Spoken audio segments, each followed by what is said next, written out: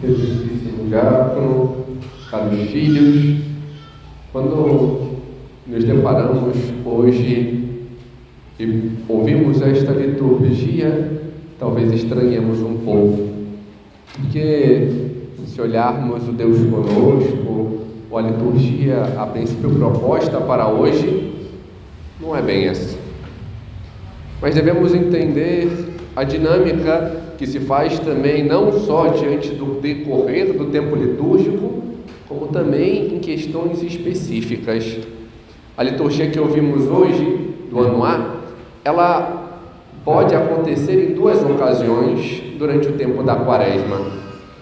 No ano A, de fato, como ouviremos no ano que vem, ou então, quando tem alguma celebração daqueles que estão caminhando para receber os sacramentos, como o teremos mais daqui a alguns instantes. Aqueles que são catecúmenos, quando caminham diante da proximidade de receber o batismo, a crisma e a primeira comunhão, eles recebem os escrutínios, e diante desta preparação, pede-se que aqueles textos mais apropriados na caminhada catecumenal, que são do ano A, sejam utilizados. E por isso, hoje, os utilizamos.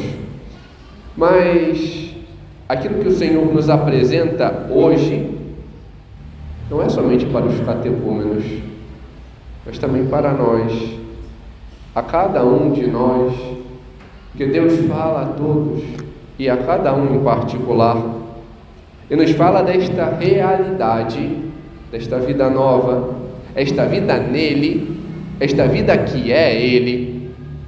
E quando vemos isso na Sagrada Escritura, diante dos diversos modos em que o Senhor apresenta, hoje Ele faz na liturgia, no expressar da vida nova, no expressar do seu amor, que se dá diante de uma relação dual, pecado e morte, e ressurreição e vida nova. E vemos isso neste processo, mas poderíamos nos perguntar: como é que eu posso entender isso diante desta liturgia? Primeiro, entendendo o que é a vida e o que é a morte. Por vezes, vemos somente o vocábulo. E quando vemos o vocábulo, fica muito pobre. Mas nosso Senhor, por vezes, ao falar vida, Ele apresenta muito mais. Por exemplo, nosso Senhor pode falar desta vida, esta vida com V minúsculo, esta vida para o aqui, para o agora, isso, estarmos vivos, respirarmos, caminharmos, comermos. Mas Ele pode falar sobre a vida, com V maiúsculo, que a vida em Deus é este estado de graça que alcançará a sua plenitude na união perfeita com o Senhor no céu. E quando nosso Senhor apresenta o sentido de morte, Ele pode falar simplesmente da morte como a morte para esta vida, o término dos nossos dias nesta terra, o finalizar a nossa vida terrena, esta passagem do aqui para a eternidade. Mas nosso Senhor também pode falar sobre a morte. E o que é a morte? A morte verdadeira é esse estado de pecado, esse estado de estar apartado do Senhor, longe dele, longe daquele que é a vida. E é nessa dinâmica que então entramos para entender toda a dinâmica do Evangelho de hoje. Porque hoje nosso Senhor nos chama a despertar, nos chama a sair dos túmulos, desta superficialidade, para irmos, para vivermos nele, para vivermos para Ele. Mas para entendermos esta dinâmica é preciso este entrar, este entrar diante do Evangelho, este penetrar estas realidades mais profundas, fazer aquilo que São José Maria apresentava aos seus filhos, chamando eles a serem homens e mulheres de Evangelho, a entrarem na cena, a plasmarem toda aquela realidade. Mas é fato que diante do Evangelho de hoje, a realidade é imensa, e há muitas coisas. Não teria como abarcar tudo, mas podemos esmiuçar algumas delas para o nosso crescimento. E diante disso, diante destes alguns detalhes, entender alguma parte do contexto. Entender que, em primeiro lugar, onde Nosso Senhor estava? Nosso Senhor estava na Galileia, ao norte da Terra Santa, uma região meio desprezada por aqueles que estavam no contexto mais sulista, na região de Jerusalém, que tinham quase que no meio uma barreira, que era a Samaria. Já Betânia, aonde estava Lázaro e sua família, aonde eles viviam e aonde Lázaro fora sepultado, fica ao sul, numa proximidade muito grande de Jerusalém. E vemos que existe uma distância, por isso este demorar para chegar lá, de modo que já passara vários dias da morte de Lázaro.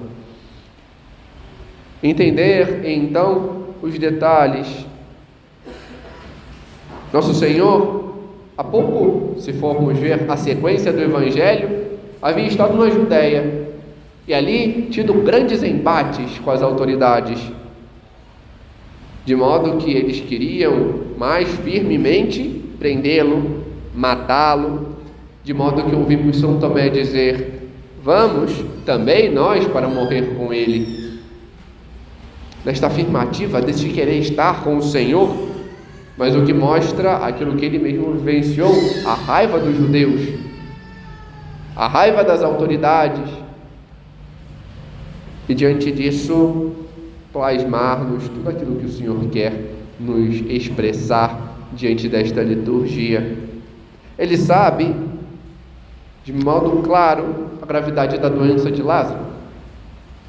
Ele sabe o que Lázaro tinha. Ele é verdadeiramente homem, fato, mas ele é Deus, como Deus sabia. E nosso Senhor, diante da amizade que tinha, ele queria estar com Lázaro, queria estar com o seu amigo. Então poderíamos nos perguntar: por que ele não vai? Por que ele não foi até lá? Ele mesmo nos diz, após a morte de Lázaro, quando então empreende este caminho para encontrá-lo: Lázaro está morto, mas por causa de vós, alegro-me por não ter estado lá, para que creiais. Ele não foi por nossa causa, ele não foi por causa dos seus, para que possam ver, para que possam crer. E por isso, depois, continua: mas nós vamos para junto dele, nós vamos para lá, vamos encontrá-lo. E ao chegar, quer levar todos a conhecer. E por isso, aqueles que a ele conhecem, as irmãs de Lázaro, que já são bem conhecidas diante de outras passagens, Marta e Maria, elas têm fé, mas nosso Senhor quer fazer com que elas cresçam mais na fé. A nós que aqui estamos, aqueles seus que o acompanhavam, que creem nele, ele quer levar a mais, e por isso nos chama aqui, por isso nos chamou a segui-lo até lá. Por isso se volta para elas que acreditam nele, e assim vemos, elas mesmas apresentam isso. Senhor, se tivesses estado aqui, isso não teria acontecido. Elas acreditavam que ele tinha poder, que ele podia tocá-lo, que ele podia curá-lo. mas precisavam crescer, ter esta profundeza maior. Sabiam de tudo aquilo. De modo particular, Marta o expressa, faz quase uma profissão de fé: eu creio firmemente que tu és o Messias, o Filho de Deus. Mas nosso Senhor, Ele quer que as raízes da fé sejam mais profundas, mais firmes, para que a árvore da fé seja mais vistosa. E por isso, Ele, sabendo de tudo, vai até o túmulo. Ao túmulo de um homem que já estava ali há 4 dias. E diante disso, entender a dinâmica judaica. Marta mesmo diz: Senhor, já fede, já está em decomposição. 3 dias era o máximo que já tinham visto pelos profetas, que alguém pudesse ser ressuscitado. Passado de 4 dias já se tornava impossível, e por isso, de certa forma, elas lá estimam. Ele poderia ter feito isso se ele tivesse chegado ontem, mas hoje, 4 dias, não dá mais. Nosso Senhor então fala: tira a pedra. Tira a pedra que fecha o túmulo. Quase que no ecoar daquilo que ouvimos na primeira leitura: ó meu povo, vou abrir as vossas sepulturas e vos farei sair delas. Assim sabereis que eu sou o Senhor. Nosso Senhor pede para abrir o que se seria extremo. Ele o faz. E como apresenta Orígenes, diante deste abrir, apresenta que, levando de fato os olhos ao Pai, ao céu, porque elevou a inteligência, fazendo-a subir por meio da sua oração, ele, como homem, mas como Deus, eleva a sua oração ao Pai, mostrando esta sua unidade. Mas nosso Senhor não para aí. Ele fala com voz forte, com firmeza: Lázaro, vem para fora. E como apresenta São João Crisóstomo, ele não diz ressuscita, mas sim sai para fora, falando como que é um homem vivo.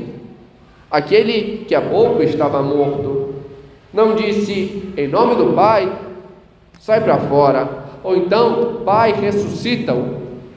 Ele tinha poder próprio. E por isso, deixando de lado essas coisas, depois de já ter orado, enquanto homem, manifesta a verdade por sua autoridade. Também procede de sua sabedoria que, por palavras, demonstra humildade, mas por suas obras, o seu poder. Por palavras demonstra ser filho, aquele que busca o Pai diante da sua unidade, mas por atos mostra que é Deus com o Pai e o Espírito Santo, e que pode, ao dizer, realiza-se. E o que estava morto para este mundo, para esta vida, para o Senhor, somente dormia. Não estava morto, ou seja, não estava fora da vida da graça, ele somente dormia. Os seus dias aqui haviam passado, mas o Senhor acrescenta mais e o faz por nós. Este sai, é confirmado no dito a que ouvimos antes: a este que abriu os olhos dos cegos, este Senhor Jesus, que tantos curou, manifesta então o seu poder para que creiam, para que sejam curados também da sua incredulidade. Assim foi feito. Os que ali estavam viram com os olhos humanos aquilo que ele fez, E vendo, creram. Vendo, foram curados da sua cegueira, foram curados da sua superficialidade e passaram a ver, não somente com olhos humanos, mas com os olhos da fé, vendo a força sobrenatural do Senhor. Aqueles que estavam por vezes mortos diante dos seus pecados foram tocados por Ele para saírem dos seus túmulos e viverem uma vida na graça. Mas nosso Senhor não fala somente àqueles judeus, aos seus apóstolos, não fala somente àquelas irmãs de Lázaro que ali estavam. Nosso Senhor fala para nós hoje. Ele quer nos tocar hoje. A nós, a vocês, catecúmenos, nosso Senhor os fala para que possam sair do mundo, para que possam caminhar para a vida. E há pouco, falta muito pouco para que possam ter verdadeiramente a vida em vós. Diante do batismo que receberão, diante da vida nova que será dada, serão tocados daqui a poucos dias e passarão verdadeiramente a viver. Mas não somente a eles, mas a todos nós. Nosso Senhor, Ele nos toca. A nós que por vezes estamos mortos pelos nossos pecados, nosso Senhor nos chama a sair das nossas sepulturas, a sair desse estado de morte do pecado, para aprendermos a viver nele, viver para Ele, viver com Ele. E por isso, Ele nos convida a dizer, como no Salmo: em vós se encontra o perdão, em vós temo, em vós espero. Em vós, Senhor, está a nossa vida. Por isso nós aqui estamos, para Te buscar, porque esperamos em Ti. Não mais viver segundo a carne, como apresenta São Paulo na segunda leitura, quando fala aos Romanos, mas segundo o Espírito, tendo Cristo em nós, isto é, tendo este estado de graça, buscando viver na graça do Senhor, buscando ter a vida em nós, já hoje, saindo deste estado de pecado, Cristo em nós. E se nele cremos, e se a Ele buscamos, como buscamos? De modo regular, na confissão, para termos esta vida na graça, para estarmos reconciliados, para termos de novo a vida, perdida pelos nossos pecados, deixando a preguiça do mundo, deixando essa superficialidade, ao melhor estilo checklist: eu fiz isso e fiz isso, de um só porque eu fiz. Já fui na missa, mas não prestei atenção. Já rezei de qualquer forma. Não, fui ali porque vai ter confissão, mas não me preparei direito. A nossa vida não pode ser um checklist. Mas eu fiz, mas não aproveitei a graça que chega a mim. Não posso viver de mínimos. É só fazer isso. É isso que o Senhor pede. É só esse cadinho. É só me confessar uma vez no ano. Que pena aqueles que pensam assim. Imagina alguém como nós, que podem se confessar de modo regular, só se confessar uma vez no ano, quase que pensando que o mutirão de confissões é quase um preceito. Que coisa triste. Mutirão de confissões não é preceito. Eu posso me confessar de modo regular, eu devo buscar a isso, para ter vida, e não uma vida superficial e morta. Não devo caminhar no mundo como um zumbi. Devo ser mais, devo ser diferente. Devo aprender a primeirar o Senhor e buscá-lo de modo regular.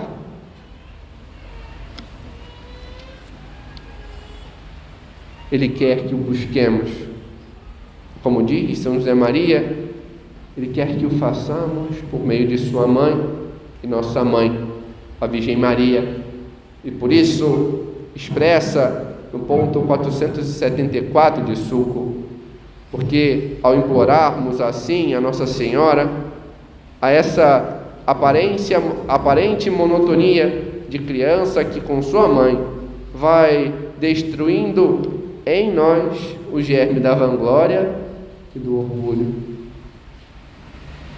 Quando a buscamos, quando vamos a ela para que ela nos conduza ao Senhor, estamos aprimeirando a nossa relação de modo a arrancar de nós esta superficialidade, o orgulho, a vanglória, esta superficialidade que o mundo nos apresenta.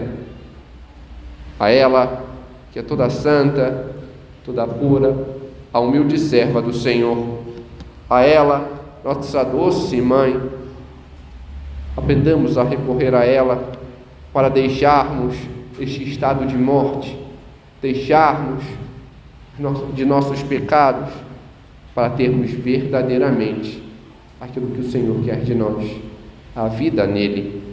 Glória ao Pai, e ao Filho, e ao Espírito Santo.